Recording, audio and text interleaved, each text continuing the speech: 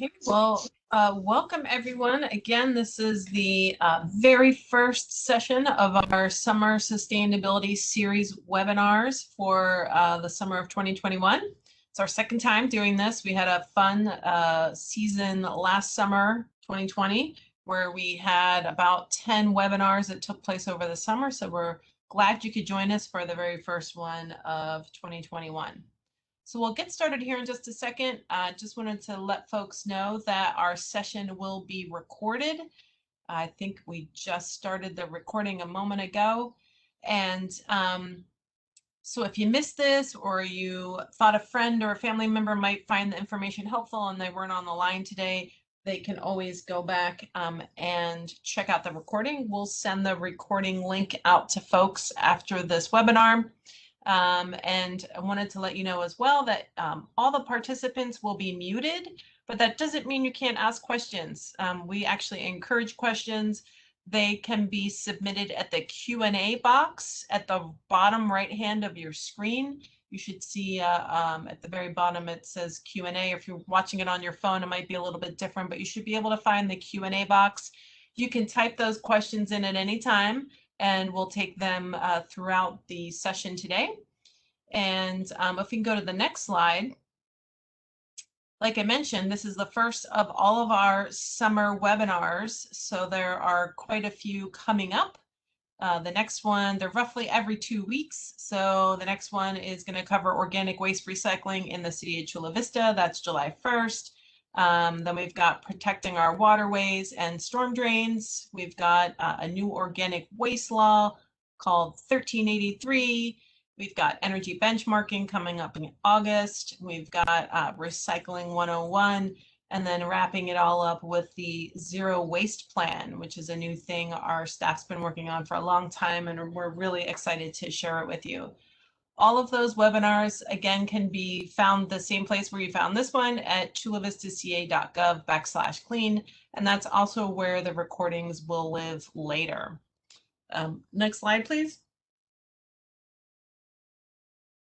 And I think this next slide just, again, reminds us all that all attendees are muted, but again, you can type your questions into the question box. And I think the next slide is where I'm going to pass it over to my colleague, Corey Downs from the City of Chula Vista. So Corey, take it away. Hello, thank you all for joining us. Today we'll be talking about beneficial electrification, tips and resources for switching to clean electricity. And if you've been paying attention to homes long enough, you'll probably think, wait, weren't homes all electric back years ago? And they were, and now it's popular again. And so next slide. You might not be as familiar with the beneficial electrification, but that's really just encompassing a win for everybody by having it be beneficial. So the elements of that are saving the consumer money. So we want to make sure that we're not increasing bills, and we're doing it with efficiency so that the consumer spends less. Benefiting the environment, I'll mention this later, but there's a lot of carbon and other air pollution benefits that come from using clean electricity. Improves the consumer quality of life, so we don't want consumers to necessarily sacrifice what they want to do, and also fosters a more resilient grid, which is something that I think we're all getting more familiar with. I know there was a flex power alert call today, and as we're able to minimize our impact on the grid, it really makes it more beneficial and more stable and more reliable for everybody else, but also ourselves included. And that link down here is a nice little video. If you have time later, you can watch it. And it really dives in on each of these components and how they benefit the consumer as well as the operator of the grid and everyone else. Next slide. So today we have some really great speakers, and I'm really excited that they were able to take some time to speak to you all today. Speaking about different ways and different aspects of electrifying and using clean electricity. First, we have Colleen Fitzsimmons from the San Diego Green Building Council, who will be talking about some of the benefits and methods and resources for electrifying your cooking space, which is actually one of the places that people are a little bit more attached to natural gas. And so it's great to see some of the resources to help in that conversion. and then also Stan Morris from Grid Alternatives, a nonprofit who will be talking about solar as well as electric vehicles for low-income users. Oftentimes solar and electric vehicles are thought of as something that only well-off individuals can include. But through some of the Grid Alternative and other programs, there's some great resources to bring those benefits to all Chula Vista residents. And finally, I'll be talking about general home electrification, some important appliances, and some tips and resources to help with that process. So if you have any questions along the way, feel free or please enter them in the question and answer box. Even if we don't know, we can follow up later. And without further ado, I'd like to pass it over to Colleen. Awesome. Thanks, Corey. I appreciate you all having me here today to talk a bit about induction cooking. So the question is, why induction? I'm going to start by talking about the health impacts of cooking with gas. Next slide. This is important because we spend 90% of our time indoors, and most likely more than that these days. The EPA warns that indoor air pollution may be 2 to 5 times, and occasionally more than 100 times, higher than outdoor levels. There are plenty of reasons for this, such as building standards increasingly calling for tighter envelopes, and ventilation systems relying on infiltration to ensure air circulation, as opposed to using outdoor air to provide makeup airflow. Next slide. And possibly the biggest reason for indoor air pollution is burning fossil fuels in the home. The lower chart here shows that when using a gas range, it produces far more nitrogen dioxide than what is even acceptable for outdoor air quality levels. For example, baking a cake, which takes about a half hour at a pretty average temperature, has a peak emission of NO2 of 230 parts per billion during that time, with a steady rate somewhere below that for the half-hour duration. This is more than twice what is acceptable by either Canada or the World Health Organization. Literature reviews have found that cooking with methane, or natural gas as we call it, produces nitrogen dioxide, nitrogen oxide, carbon monoxide, and formaldehyde, all of which create health risks and degrade indoor air quality. Next slide. One of the resulting health risks is the increased risk of respiratory illnesses in children, including asthma. Children living in a home with a gas stove are 42% more likely to have asthma. Other risks from NO2 exposure include reduced cognitive performance, susceptibility to allergens, and cardiovascular effects. Next slide. This happens because children have higher breathing rates, higher lung surface, and immature respiratory systems, which are more easily impacted by pollutants. Next slides. So let's talk about induction cooking instead. It's actually not a new technology. It's been around since 1933 or somewhere around there, although what we have today is definitely far superior. There are many benefits to using an induction cooktop, including its climate impact, but I want to start by pointing out its energy efficiency. 90% of the heat made by induction reaches the food. That's awesome compared to other types of ranges, as you can see on this slide. Next slide. Induction is so efficient because of how it moves energy. An induction cooktop sends alternating electric currents, which change direction 20 to 30 times per second through a copper coil. This generates an oscillating magnetic field. The magnetic field sets the pan's electrons into organized motions known as eddy currents. The resistance to this electron flow is higher in the cookware than in the copper, and this resistance is what generates heat. The magnetic field acts as a bridge, linking the electric current in the copper coils to the eddy currents induced in the magnetic cookware, creating heat only where you need it in the cookware itself. Next slide. Induction cooking is the most advanced cooking technology currently available. It provides faster cook times, precise temperatures, and other health and efficiency benefits that I previously mentioned. Next slide. So to address the health, efficiency, and climate concerns, and to allow people the opportunity to experience the benefits of cooking with an induction cooktop, we launched the Electric Home Cooktop Program. Next slide. This allows people to gain firsthand experience of the benefits associated with cooking with induction cooktops. And we hope this firsthand experience changes people's perceptions about using gas in their home. We found the perception of gas use is pretty hard to dislodge. Corey mentioned this also. without this firsthand experience. It makes all the difference. Next slide. So with our program, anyone can check out an induction cooktop loaner kit for 3 weeks, completely free of charge. The kits include the cooktop, a pan, a magnet to test your own cookware at home, and a little instruction sheet. Next slide. We have a website set up to help answer frequently asked questions, to share some fun videos about induction cooking, post upcoming webinars on the subject in case you want to learn more, and provide resources to learn more about going electric.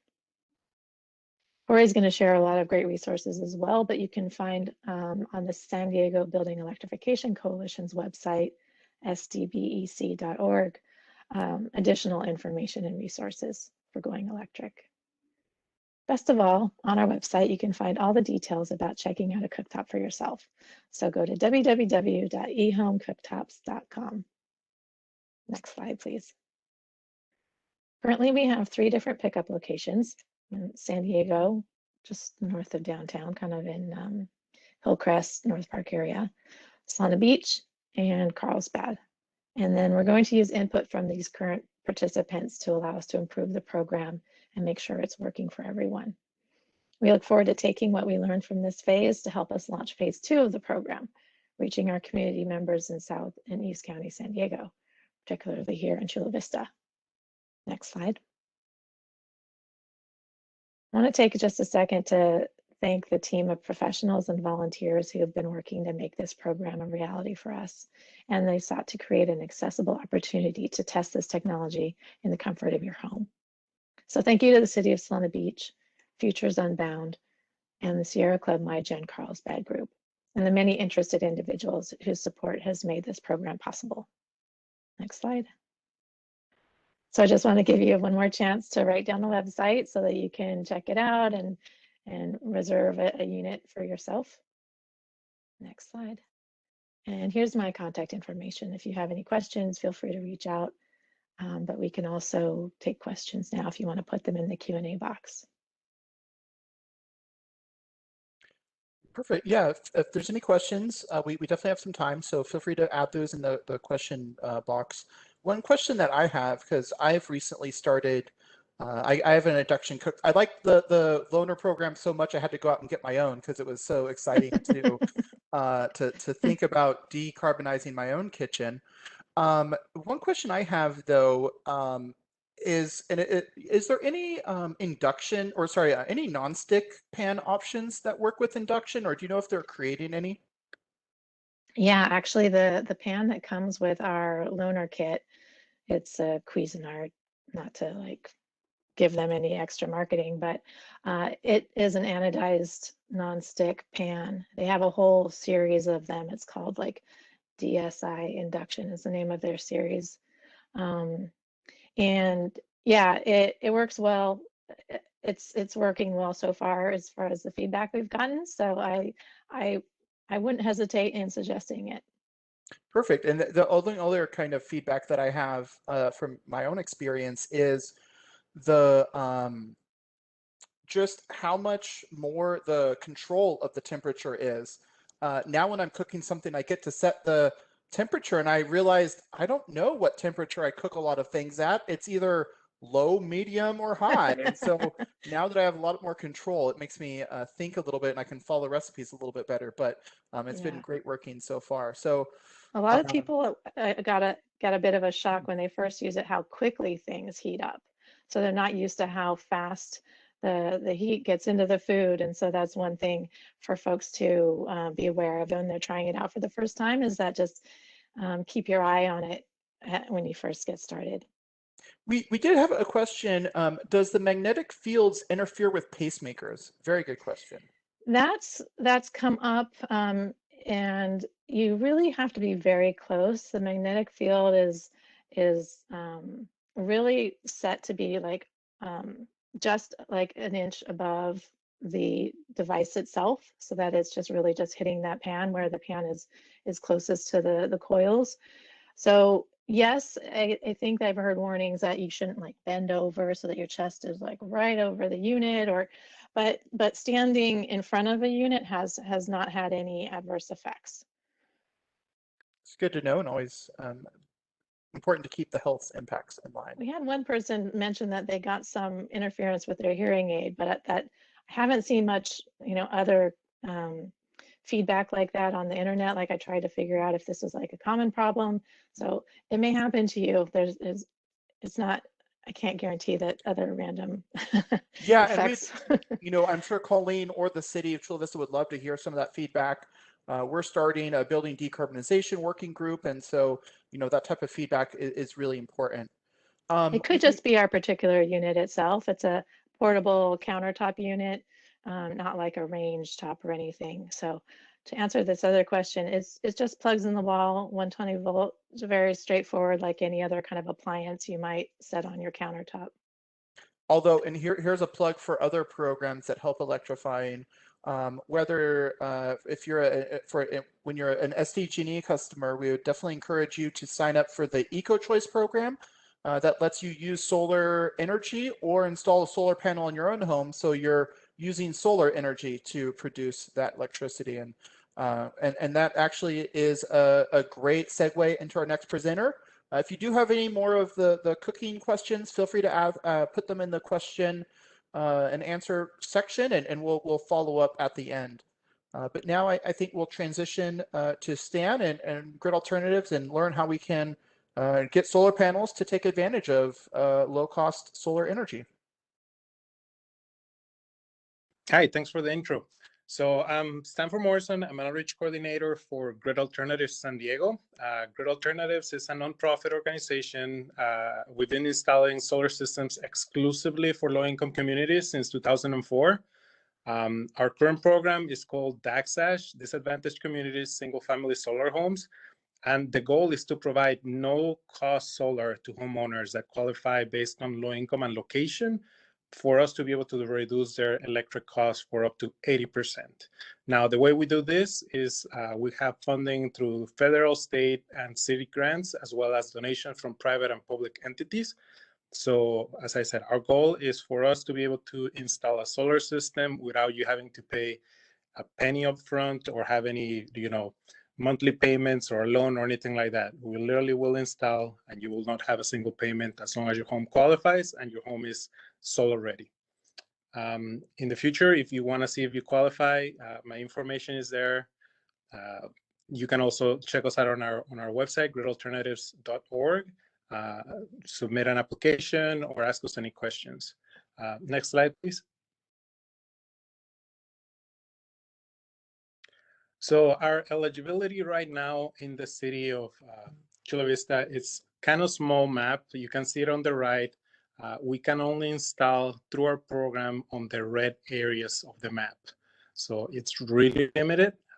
This was not the case 2 years ago. We were able to install through a lot more of Chula Vista, and the income limits are on your right and on your left. So depending on your family size is the maximum income your family can have. And this can be checked on line 9 of your 2020 tax returns.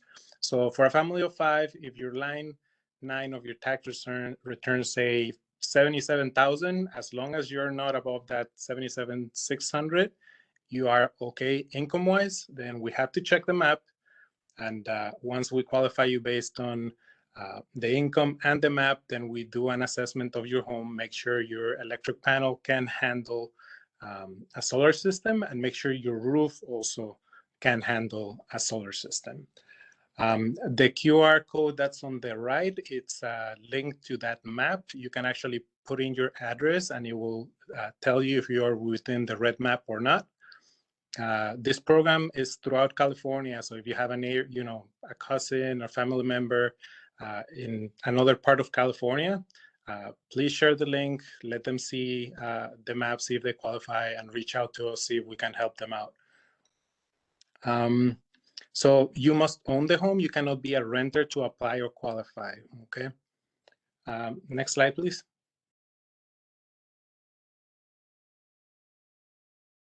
So also for our electric vehicles, we are working with CARB on a new website that will be able to throw out any type of grant or rebate or financing options that you can get for an electric vehicle in one place. Right now, you have to be looking all over the place for rebates, grants, and all of that. We're putting everything together. The link is right there. Right now, it is password protected. So if you were to go on your own to accesscleancalifornia.org, you were trying to see if you qualify, it would ask you for a password. So that QR code will bypass the password and account security, or you can punch in that URL at the bottom, and it will also do that for you. If you want to reach out to me, I'm more than happy to give you temporary login information as well. And this is also throughout California. So it will ask you basic information about, your zip code, income, family size, so they can see what type of vehicle you're looking for. Are you looking for a full electric vehicle, motorcycle, hybrid plug-in? And at the end, it will tell you, okay, based on what you've told us, these are the programs that you could qualify. And these are the rebates, these are grants, this is how you apply. Once this website goes completely live, you will be able to apply for all of them in one single place. You will not have to go to each website to apply for them. So your application will be done in this place, and you will send that out to all the program managers for you to be able to qualify for those programs. There's also financing in there, and you can also qualify for free level 2 charger, not only the system itself, but we will go out there and install it for you completely free. So definitely something you might want to check out if you're thinking about going clean mobility. It is not only for new vehicles, it also applies to used vehicles. And feel free to reach out to me if you have any questions about that one as well. Next slide.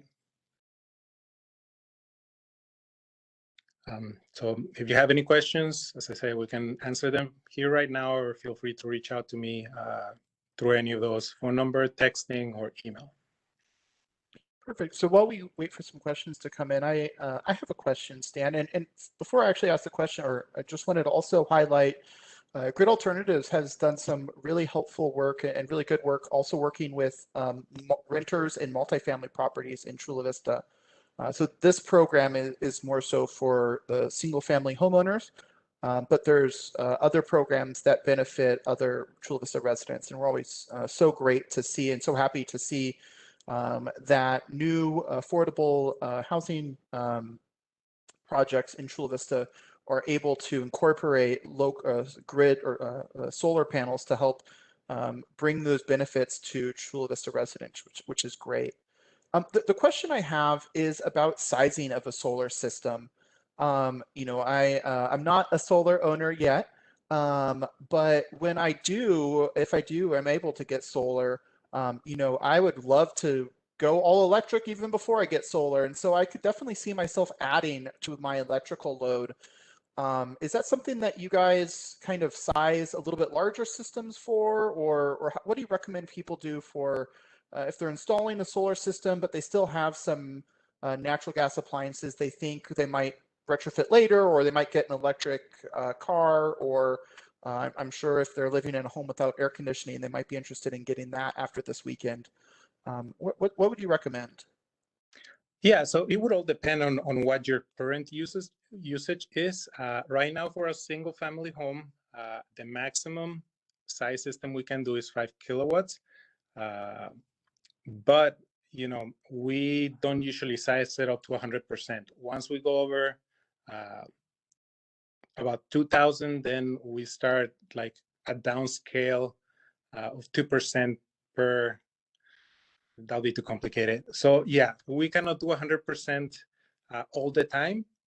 As I said, it depends on your current usage. But if you're thinking about, for example, buying a vehicle or changing your stove to an induction stove instead of gas, at the time of the application, let us know that, because we can ask for exceptions if we can make the case that, hey, the family is thinking about going full electric. They want to change their water heater. They want to change whatever it is that you wanna change into full electric, and we can definitely help you out. As I said, the maximum we can do is a 5 kilowatt system. So it would all depend on your usage. And, you know, if you have specific questions about your current usage and what we could give you, reach out to me.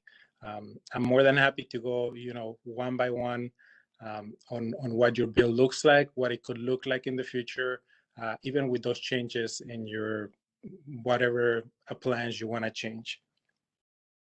Perfect. That's really helpful.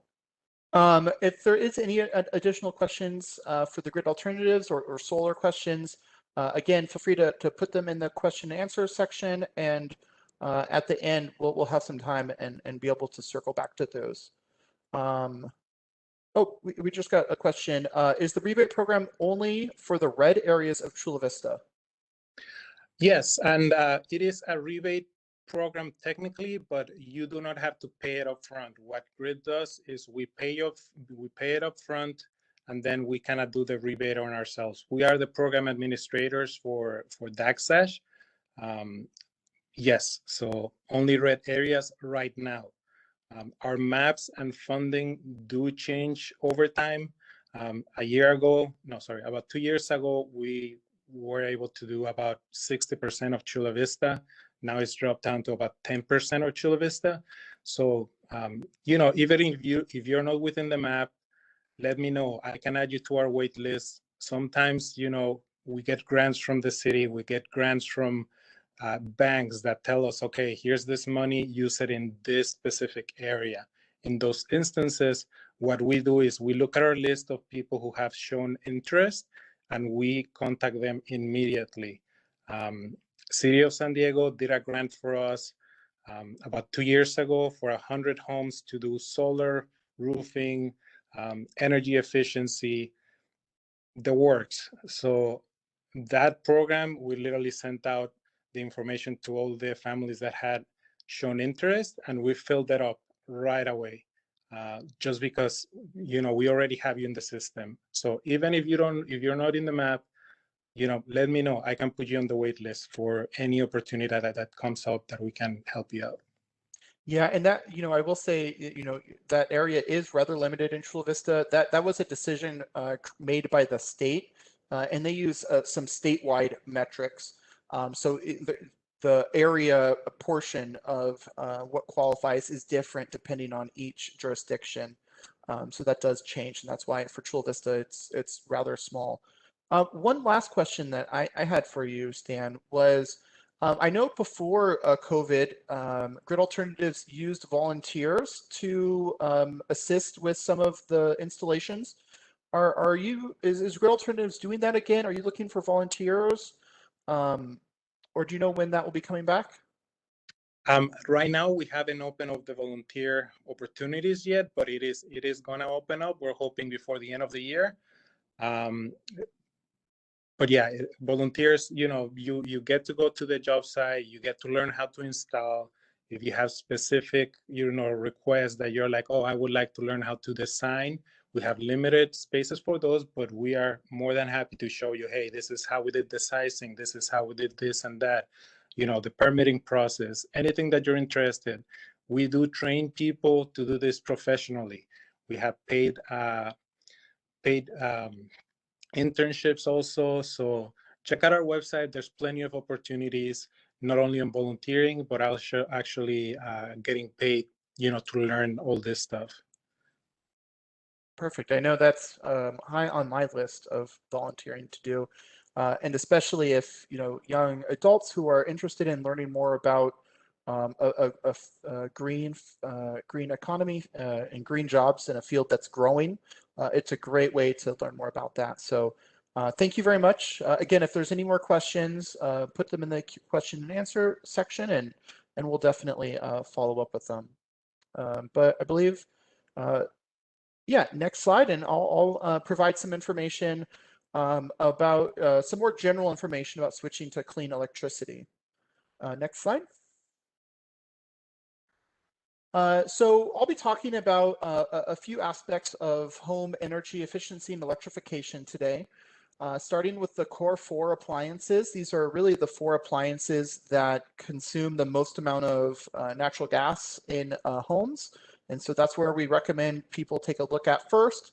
On the chart, on the graph to the right, is a display for energy efficiency that we have. And so you can kind of see the many opportunities for energy efficiency in a home. And a lot of these overline very well with electrification. So one of the things that we recommend is if you are doing some work on one of the core 4 appliances or some other appliances in your home, even if you're not really decided, when you want to go all electric, if you have one that's coming up the end of its useful life and you're replacing it, it's a great time to kind of get a head start on future electrification needs. And so that when you do make that decision down the road, you don't have something that still has 20 years of useful life that you want to wait and get the value out of. We'll also be talking about the city's existing home sustainability ordinance and some required retrofits for homes, as well as solar and energy storage. And then, as I mentioned, some good tips that can help make a process a little bit easier. Next slide. So, I think that we heard a lot of really good reasons about using clean electricity today. But one that, also I'd like to raise is the carbon or greenhouse gas emissions that come from natural gas.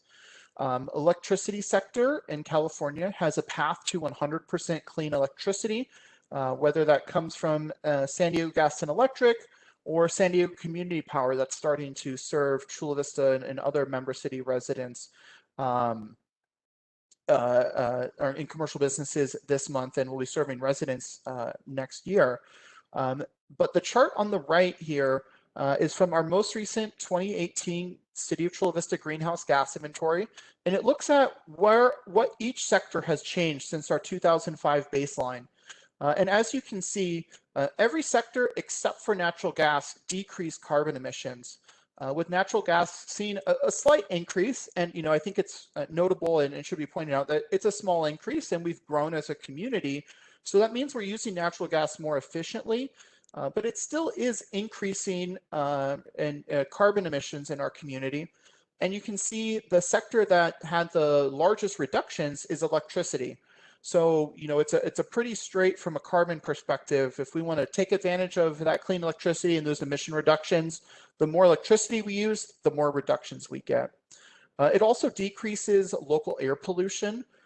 We have to, anytime we get to minimize using combustion appliances or using natural gas, it really helps improve local indoor and outdoor air quality. Then utilize self-generation, as I mentioned. A lot of residents, when they get their solar panels, they kind of think it's only for their electric appliances. But after they see the benefits, the economic benefits of generating that free electricity, maybe they're over generating a little bit, instead of giving it back to the utility at a really good rate, they can convert a natural gas appliance that they can't create energy for on site. And so once you start with getting a solar panel, there's a really big incentive to use more electricity. It also allows you to use more energy efficient appliances. When you're looking at a water heater, for example, there's almost no natural gas unit that's going to be as efficient as a heat pump water heater, high efficient heat pump water heater. So if you want to just be as efficient as possible and reduce those bills, regardless of what energy you're using, you're going to want to look for an electric appliance. And then finally, as we mentioned with the induction and how quickly it cooks and boils water, there's an increase in service for a lot of electric appliances.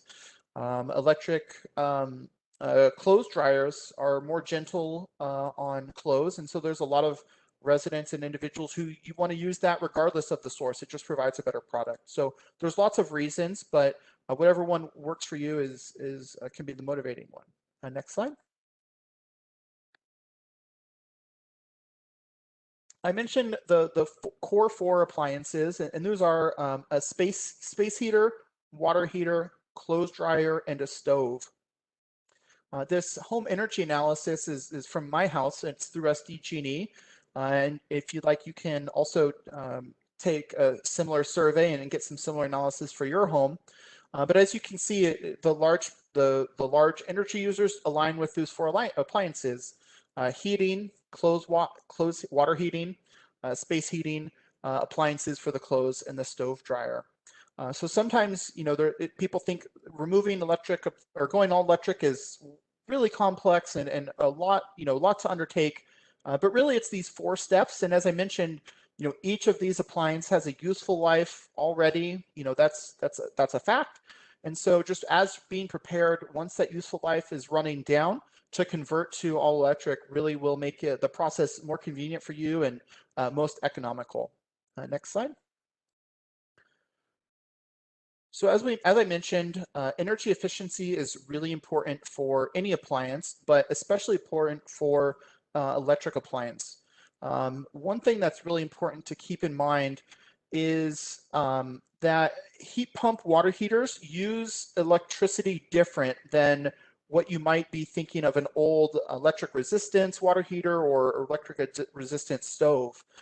Instead of running electricity through a conductor to create heat, a heat pump water heater actually uses electricity to power a fan that condenses outside air and pulls the heat from outside air around the unit and then concentrates that around the water heater unit. And because it's just moving heat from one source to another area, it's much more efficient. And it helps bring down those bills. And also additionally, there's a $500 rebate from SDG&E right now for heat pump water heaters because of the many energy savings that come from them. But it's also important not to forget the other areas of energy efficiency around homes, whether that be LED lightings that are proven to reduce utility costs, low flow shower heads and faucet aerators. You might not think of that being connected to your water heater, but any hot water that you don't have to create because you're using less water and being more efficient with water makes the unit more efficient. It's also really important to point out, I'm sure people have seen headlines about the really historic drought that it looks like the western portion of the country is going into. And so any amount of water that we can save makes it that much easier for our community to continue to grow. And then finally, we always recommend looking for Energy Star appliances. That logo really means that the product was designed to save energy, and it goes above and beyond the standard minimums for appliances. And so you know that you're going to be saving energy and having a higher quality product. Next slide. The existing home sustainability ordinance is an ordinance that the city adopted that requires homes built before 2006 that are performing additions or structural remodels to also perform specific energy upgrades. And many of the upgrades that would meet the requirement for this are things that benefit electrification as well. As we mentioned, LED lighting, water heating efficiency, so making sure you're using that hot water efficiently, making the unit more efficient. Attic insulation, duct sealing, and high efficiency water heaters, so bringing in those heat pump water heaters into your home.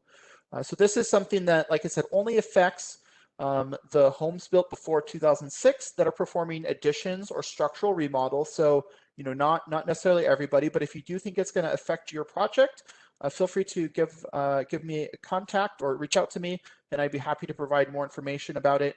Or you can also learn about it on the city's clean page. Next slide.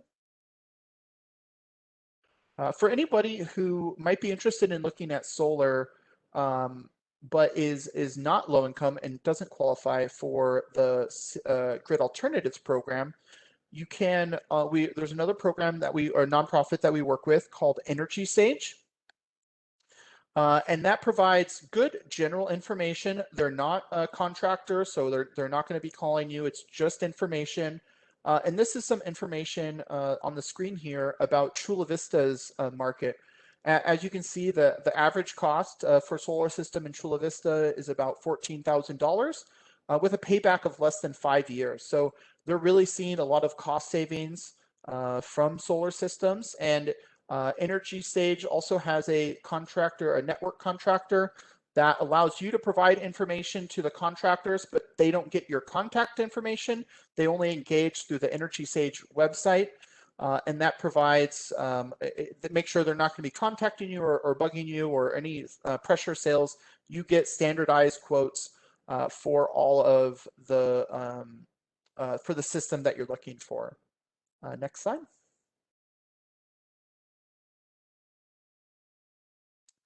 So this slide is looking at energy storage, which is another, kind of the next wave of renewable energy. Once we are creating renewable energy on site, or how do we maximize that use? It looks like we have kind of two slides on top.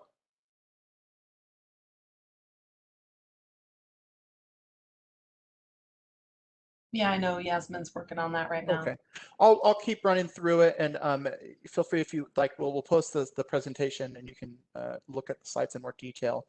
But the two, making energy storage not only benefits the individual homeowner who gets to take advantage of that energy storage to reduce their utility costs, it also benefits the larger community who gets to take advantage of the increased reliability of the grid, because not everybody is going to the grid at the same time trying to get as much energy as possible. So we'll get caught up here, but there we go. The two ways for energy storage, probably the more familiar energy storage is a battery. There's the Tesla Powerwalls, but others as well. There are incentives for energy storage paired with solar, and right now it's about 0.25 or 25 to 35 cents per kilowatt hour. So if you are interested, you can go to the link there, learn more about that program and how to take advantage of it. But energy storage batteries are a great option. Another option that people might not be as familiar with is turning your water heater into a battery. Heat pump water heaters some of the models come with what's called smart or grid connected utility features, and oftentimes you'll see something as Wi-Fi connected, or you'll see a technical standard, the CTA -2045. But what this means is that the heat pump water heater unit is designed to connect to the internet and connect to utility rates, so it knows when you're going to be paying the most and the least for energy, and it will preheat the water during the middle of the day when the grid has lots of renewable energy and energy is cheaper. And then during that peak or on-demand period, typically about 4 to 9, it will basically produce as little energy or hot water as possible and kind of use that stored hot water, extra hot water in its tank for any hot water use. So the consumer has, they just turn on the faucet and there's hot water. They don't notice a difference, but the grid over time can really see a positive increase. Next slide.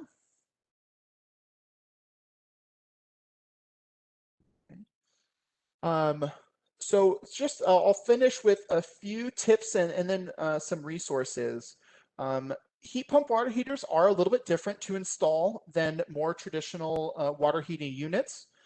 Some installation considerations to consider are they should be installed in conditioned space because they do pull that heat from the air around them. If they're installed outside, out of the house, where there's less heat, they do have to work harder. So they are required to be installed inside. So that might be just a little different organization for you if you're looking to make that conversion. They do create some noise, similar to a refrigerator. It's the same technology that refrigerators use. So there can be a little bit of noise. If it's in a garage, you'll probably never notice it. But if the water heater is in a room that has occupancy often, you might want to just think about adding some noise insulation or other considerations for that.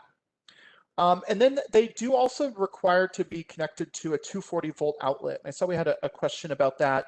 And it looks like there are some 120 volt cooktops, we had a question about that for cooktops. And for cooktops, they are required to be, most of them are 220 volt. It looks like there are some 120 volts for cooktops, which means they're beating the water heaters. Right now, the brands out in the market are 240 volt, but there are some 120 volt units that are coming next year or around that. The manufacturers know that it is something that is limiting factor for a lot of building types, and so they're working to fill that need. And very similar to using the water heater as a battery. There's 120 units. They'll kind of heat the water to higher than it would have otherwise been, so that even though they can't heat the water as fastly as a 240 volt, the user still gets hot water at an equal rate to 240 volts. So there's definitely some really great technologies to take advantage of. And then also, if you're looking in the market, you may see the units referred to as a hybrid electric heat pump.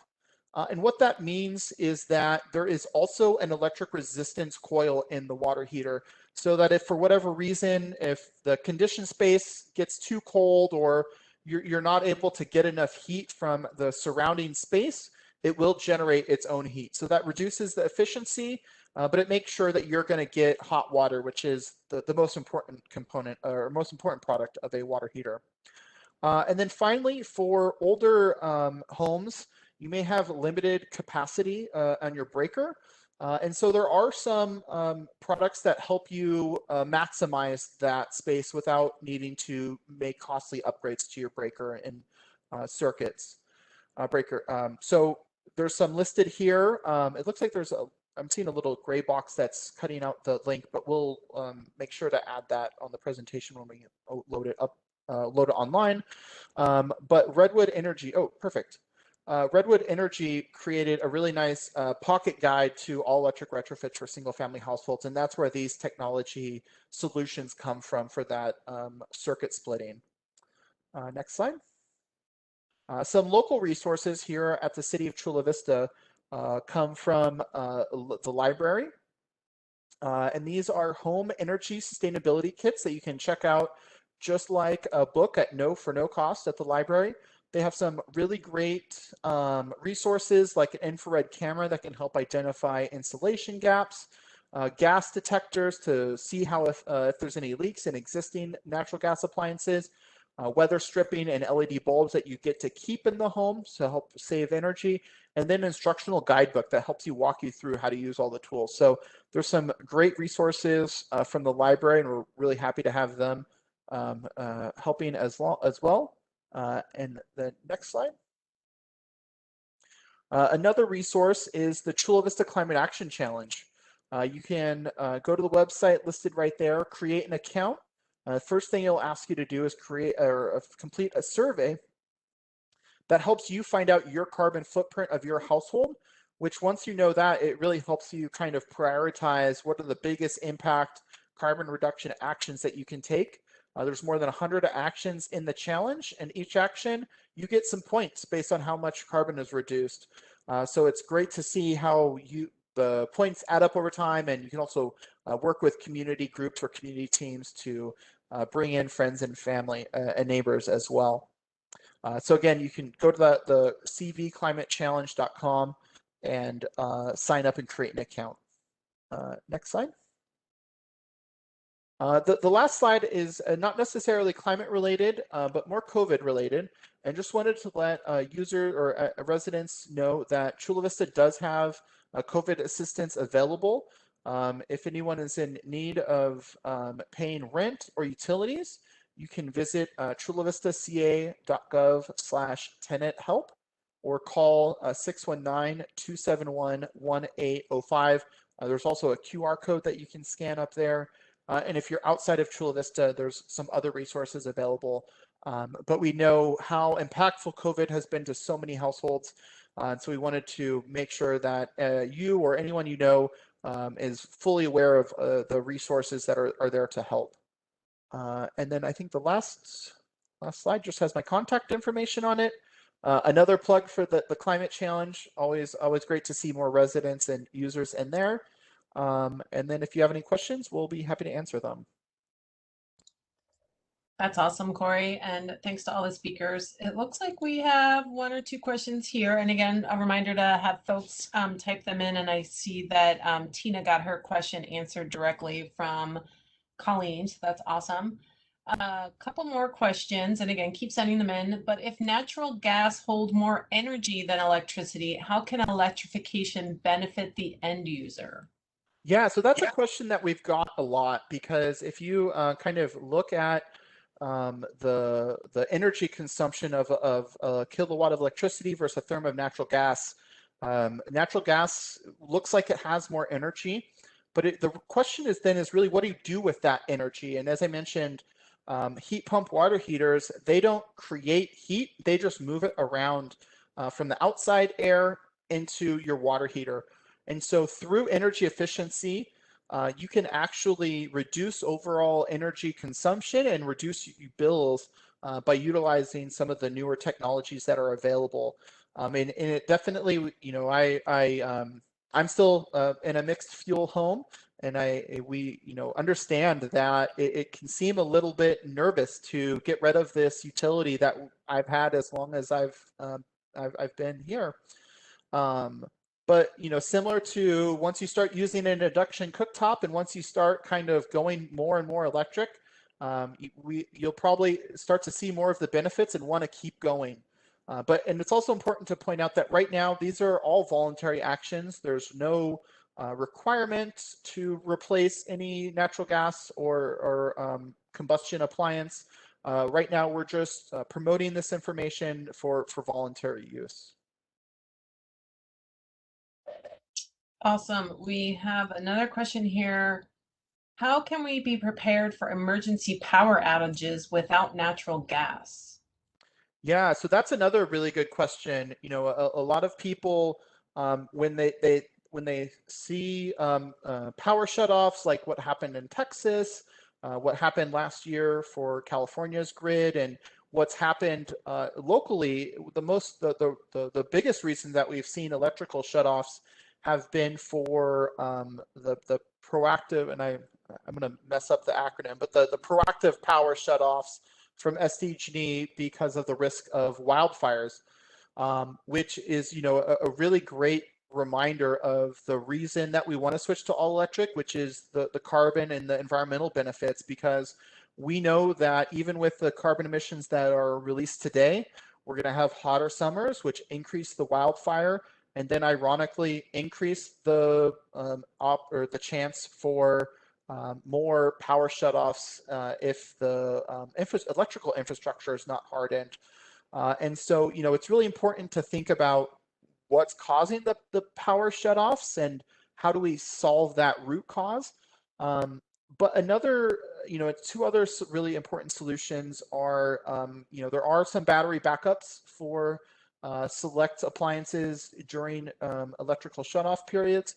And then also, I think it's important to keep in mind that, and for most homes, when the electricity is out, you want to be very careful about using combustion appliances in the home, because you might not be even able to use electric appliances in the home or combustion appliances in the home if they require an electric starter, or for example, if you have a combustion a stove, but the electric fan that removes the exhaust is not working.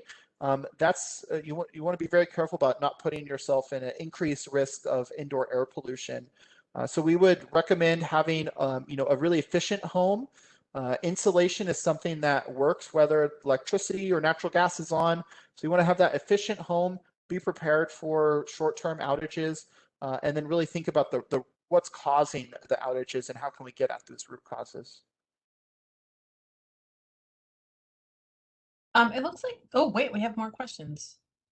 Oh wait, looks like maybe they're already answered. Oh wait, here's a good one. Will new houses in Chula Vista be required to be all electric? Yep, that is a really good question. And I should say we're convening a building decarbonization working group next month to look at that very question. Right now, the state is looking like they haven't formally adopted the next building codes for the next building cycle. Well, I should say, right now, new homes are not required to be all electric. For the next building cycle that will take place next year, January or 2022, the state is requiring homes to be all electric ready.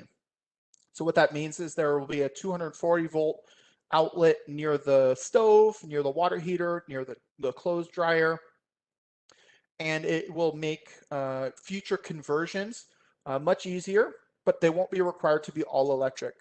They'll be required to have more electric appliances. So for Chula Vista, depending on where your home is at, you'll either be required to have an electric water heater or an electric space heater.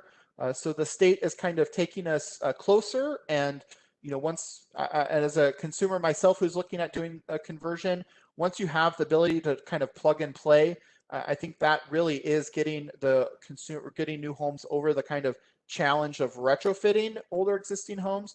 But they won't be required to be all electric, although about 30 jurisdictions in the state of California have adopted new all electric requirements for new homes. So that is something that some stakeholders are pushing for, and we might see later. Excellent. I wanted to just recap a question that was asked here on the side. Not everyone might be reading it, but it's already been answered, but I wanted to let folks know.